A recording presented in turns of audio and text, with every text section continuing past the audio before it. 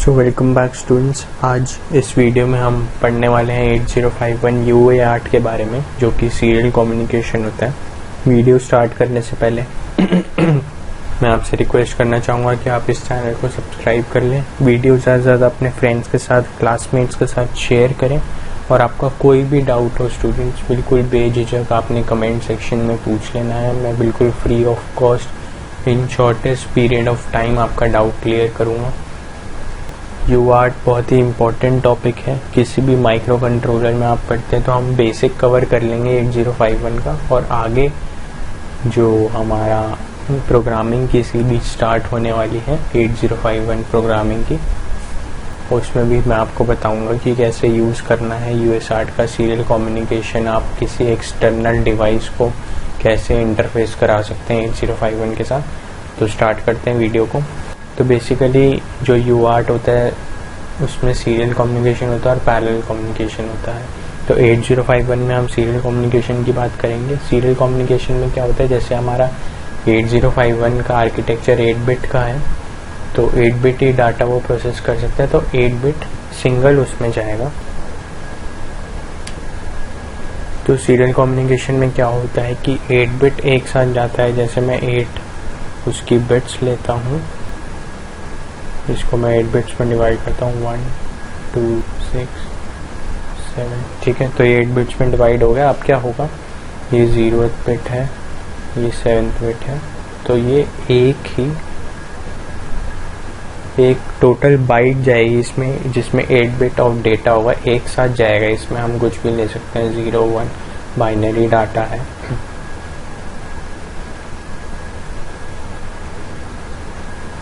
तो ये binary data बिल्कुल एक साथ जाएगा, अलग अलग नहीं जाएंगे, बिल्कुल स्ट्रीमलाइन। और अगर आपको दूसरा डाटा भेजना है तो वो एक 8 बिट की दूसरी बाइट में जाएगा। जबकि पैरेलल कम्युनिकेशन में क्या होता है, जैसे इसमें दिखाया हुआ है, इसमें अगर मैं मान लूँ कि हमारा सेम डेटा है और ये फर्स्ट बिट है, तो 0 1 0 1 और बाकी सारे 0 हैं,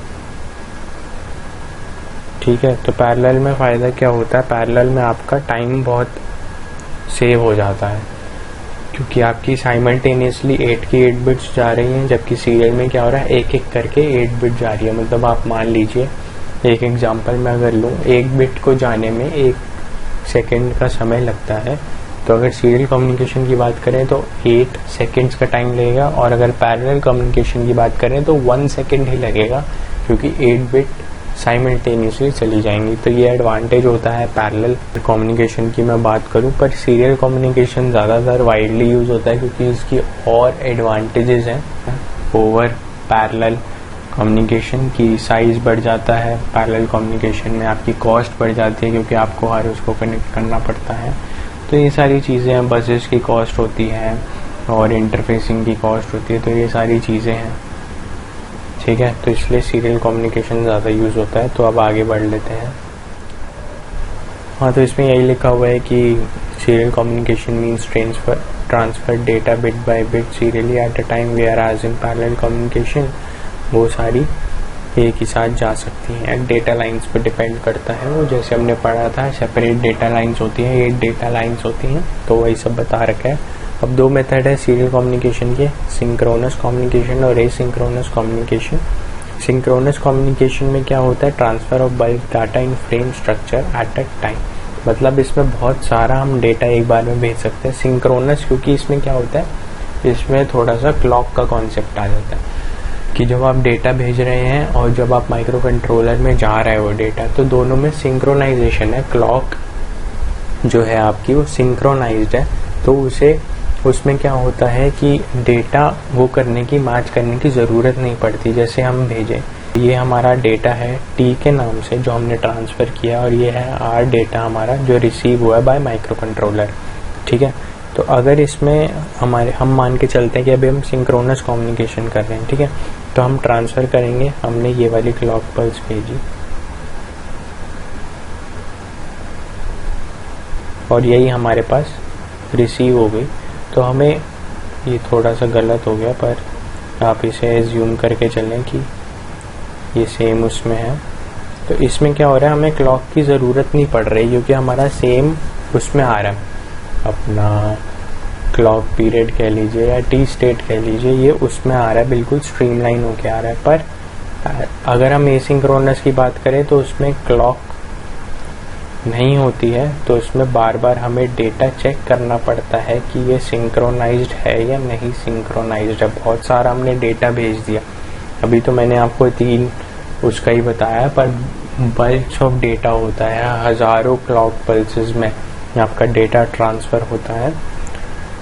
तो उसके लिए हमारा सिंक्रोनस कम्युनिकेशन में बल्क डेटा हम भेज सकते हैं, जो कि ऑफ कोर्स ज़्यादा बेनिफिशियल है। एसिंक्रोनस में क्या होता है, आपको टाइम टू टाइम चेक करना पड़ता है ताकि कोई एरर ना आ जाए। अगर मैं देखूं, अगर यहाँ पे मान लीजिए कि एक यहाँ पे एग्जांपल लेते हैं, ये मैंने क्लॉक पल्स भेजी, यहाँ पे 1 है, 0 और यहाँ पे भी 0, पर जहाँ पर एसी माइक्रो कंट्रोलर में ये रिसीव हो गया बाई चांस, ठीक है, जबकि यहाँ पे आना चाहिए था 1 पर आ गया 0 और यहाँ पे आना चाहिए था 0 पर आ गया 1। तो इस केस में क्या होता है, एरर आ जाता है और इसे काउंटर करने के लिए उसे दोबारा से सारी बिट भेजनी पड़ती है, दोबारा चेकिंग होती है कंट्रोलर में। उसमें हम डिटेल में नहीं जाएंगे, पर ये सिंपल सा कॉन्सेप्ट आपको समझा रहा हूँ मैं कि एसिंक्रोनस क्या होता है। तो इसलिए एसिंक्रोनस में एक एक बाइट जाता है, मतलब 8 बिट्स एक बारी में जाती है, फिर आपकी क्लॉक चेक होती है, फिर एक बाइट जाती है, फिर आपकी क्लॉक चेक होती है। तो ये सारा होता है एसिंक्रोनस में पंगा। जबकि सिंक्रोनस में ऐसी कोई दिक्कत नहीं है, उसमें आप बहुत सारा डेटा, बल्क डेटा आप एक बार में भेज सकते हैं। और जैसे कि हमने पिन डायग्राम वाली वीडियो में पढ़ा था कि पोर्ट 3 की 0th और 1st पिन पर होता है सीरियल कम्युनिकेशन का एजेंडा। अगर आपको रिसीव करना है तो 0th पिन पे होता है, और जो हम ट्रांसमिट करते हैं वो आपका पोर्ट 3 की 1st पिन पे होता है। तो अब आगे बढ़ते हैं। तो जो 8051 माइक्रो कंट्रोलर है बहुत ही पुरानी टेक्नोलॉजी है, पर आज भी इंडस्ट्री में कई जगह यूज़ होता है। तो इस वजह से इसमें एसिंक्रोनस कम्युनिकेशन यूज़ होता है, जिसमें आप 8 बिट डेटा भेज दोगे, फिर वो क्लॉक से चेक होगा, फिर दोबारा 8 बिट आप डेटा भेजोगे, ठीक है। तो आइए इसे डिटेल में पढ़ लेते हैं। तो इसमें क्या होता है, जो आपकी 8 बिट की तो होती है, पर हम इसे 10 बिट लगा के चलते हैं, क्योंकि इसमें एक स्टार्ट बिट और एक स्टॉप बिट भी होती है। स्टार्ट बिट क्या होती है, यूजुअली लो होती है, एक्टिव लो हम भेजते हैं, जैसा कि ये डायग्राम में है। लो सिग्नल हम भेजते हैं अगर जब हमें स्टार्ट करना होता है। फिर डेटा बिट्स आती हैं आपकी, वो 5 to 9 होती है। यूजुअली हम 8 यूज़ करते हैं, 9 इसलिए ताकि पैरिटी के लिए वो हो जाती है जनरेट, पर ज़्यादातर हम 8 बिट डेटा ही यूज़ कर सकते हैं, और 8 बिट से कम तो कर ही सकते हैं, बाकी हम 0 अपेंड कर देते हैं उसमें, और बाकी आप भेज ही सकते हैं। 9th अगर हम 9th बिट यूज़ करनी है तो उसे एज अ पैरिटी ट्रीट किया जाता है। और स्टॉप बिट क्या होती है, यूजुअली लॉजिक हाई होती है, इसमें 1 बिट में काम हो जाता है, पर कभी कभार क्या होता है, अगर कोई सिग्नल में एरर आने की आशंका है तो हम उस स्टॉप बिट में 2 बिट्स का भी यूज़ कर लेते हैं। तो ये वाली स्टॉप बिट होती है, और ये सारी 5 to 8 बिट जो आपकी होती है वो डेटा बिट्स होती है। In asynchronous serial communication frame, first start bit followed by data bit and at last stop bit forms a 10-bit frame. ठीक है, तो आपकी स्टार्ट बिट 1 बिट होती है, डेटा बाइट यूजुअली 8 बिट्स का होता है, तो 9 हो गई, और एक स्टॉप बिट होती है, तो usually 10 bit of data transfer होता है एसिंक्रोनस कम्युनिकेशन में, ठीक है।